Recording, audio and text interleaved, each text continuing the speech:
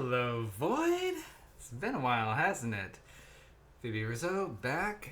That light is really bright. Let me see if I can fix that a little. Yeah. I'll at least cover it that way. Something. Okay, good enough. Been a while since I've done this. I'll adjust that better for the next video.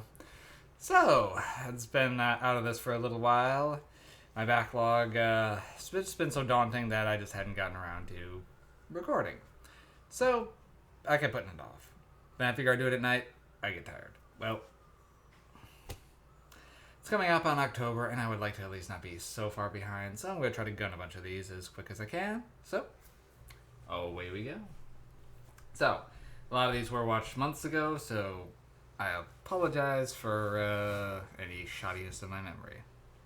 But a lot of these are movies I was very familiar with, so hopefully I'll just be able to go off of that.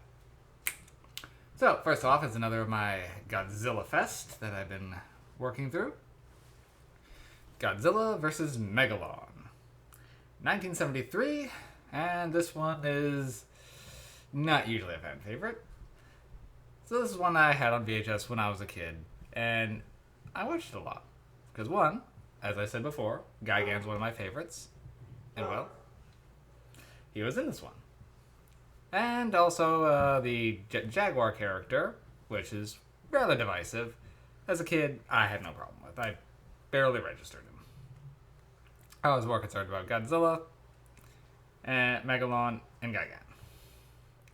Then as they got older, and we realized that Jaguar is essentially just an Ultraman knockoff, it became a little on the cringe side. But he has kind of gone so far around into embracing that now that I've gone all the way back around to being, yeah, okay, I'm down with Jet Jaguar.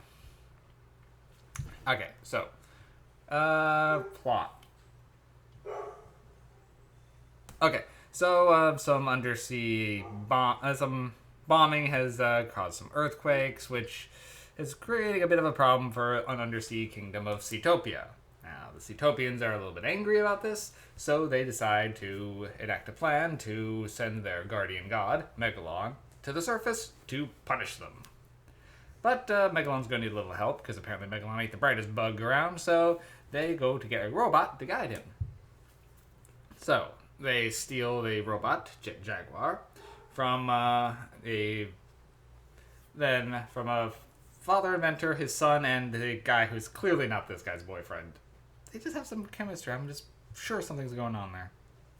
Anyway, so they steal the robot and program it to lead Megalon to cities. Now, after a while, the scientists try to get Jaguar back under control and send him to go get Godzilla to come and fight Megalon.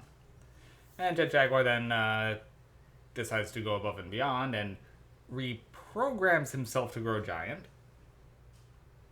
You heard that right. And to fight as well. So, we got Godzilla, we got Megalon, and then the Seatopians saying, okay, they have two, we'll have two. And they call on their old friends in the M. Hunter Space Nebula.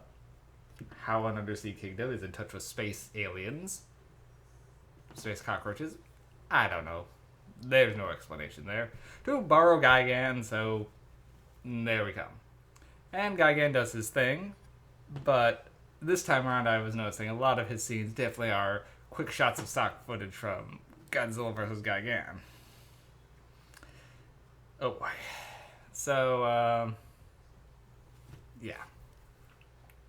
It's not the greatest in quality, but the monster designs on Megalon, pretty cool, and Megalon does actually have a lot of personality. The plot line is ridiculous. By the end of it, Megalon just runs away home, and the people, the Seatopians say, forget it, we're just going to seal it off so that we can't get up there at all. It's a ridiculous one. It's not the greatest film, but it does have a soft spot in just how over-the-top, campy, ridiculous it is. This is kind of a turning point, because after this, they did start getting a little bit more serious again with the Mechagodzilla films, but oh boy, this is kind of 4 MacGuffins is all I can soup for this one. It is Toho at their hokiest best, I guess. Of the ones that were ridiculous, this one's probably a standout. but at the same time, it is still so over the top in terms of ridiculous that it's you can't take this one seriously. But you're not really meant to, so I guess it succeeds there. Alright, so I'm going to be getting as many of these reviews as I can, so I will be seeing you soon, and thank you for bearing with me in this major delay. Thank you, Void, and I will be talking to you again soon.